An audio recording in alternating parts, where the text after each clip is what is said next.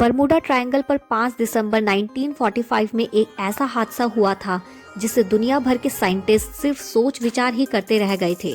हुआ यूं था कि अमेरिकन नेवी के 5 पेशेवर पायलट अपनी ट्रेनिंग के दौरान बरमूडा ट्रायंगल की ओर निकल पड़े, लेकिन सिर्फ 1 घंटा 45 मिनट के बाद flight leader lieutenant Charles Taylor ने कंट्रोल रूम में संदेश पहुंचाया कि यहाँ कुछ अजीब गरीब चीजें हो रही है। चार्ल्स ने बताया कि उनके पास 3 नेविगेशनल कंपास हैं जिन्होंने काम करना बंद कर दिया है। उन्हें नहीं मालूम था कि वो किस दिशा में जा रहे हैं। उन्होंने बताया कि समुद्र का रूप बेहद ही अलग था। थोड़ी ही देर बाद उनका संपर्क कंट्रोल रूम से टूट गया था। इस घटना में पायलट का कहाँ लापता हो गए किसी को नहीं पता चल पाया। चार्ल्स को ढूंढने के लिए दूसरा विमान भी भेजा गया, पर महज 27 मिनट में उसका संपर्क भी कंट्रोल सेंटर से टूट गया और उस जहाज और पायलट्स का कोई भी सुराग नहीं मिल पाया। बरमूडा ट्रायंगल के बारे में मिस्टीरियस फैक्ट देने वाले सबसे पहले व्यक्ति क्रिस्टोफर कोलंबस थे। कोलंबस ने बताया था कि उसने और उसके साथियों ने क्षितिज पर बिजली का एक अजीब सा करतब देखा था।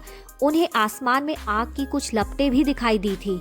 कोलंबस ने ये सब बातें अपनी बुक में लिखी थी।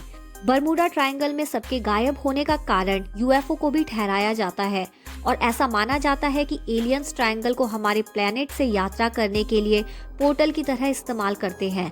माना जाता है कि ये एरिया उनकी मीटिंग करने के लिए स्टेशन की तरह काम करता है, जहां वो रिसर्च करने के लिए लोगों, जहाजों और विमानों को पकड़ते हैं।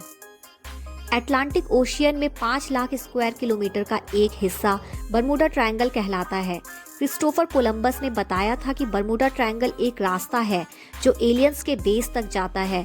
यहाँ आकर जहाज गायब क्यों हो जाते हैं, इसे समझने के लिए कई रिसर्च की गई, लेकिन अभी तक इसके बारे में स्पष्ट कुछ नहीं पता चल पाया है। बरमूडा ट्रायंगल के आसपास के मौसम पर शोध कर वैज्ञानिकों ने पता लगाया कि इस ट्रायंगल के ऊपर खतरनाक हवाएं चलती है जिसकी रफ्तार 170 मील प्रति घंटा रहती है। कहा जाता है कि इन हवाओं के कारण ही जहाज अपना संतुलन खो बैठते हैं, जिसके कारण एक्सीडेंट्स होते हैं। वैज्ञानिकों का ये भी कहना है कि बरमूडा ट्रायंगल में बहुत भारी चीजों को अपनी ओर खींच लेने की ताकत है। बादलों की हेक्सागोनल शेप की वजह से आती है। ये बादल एयर बम बनाते हैं, यानी हवा में बॉम्ब ब्लास्ट जैसी ताकत पैदा करते हैं। ये बादल और हवाएं आपस में मिलकर जब जहाज से टकराती हैं तो वो जहाज को समुद्र के तल में धकेल देते हैं।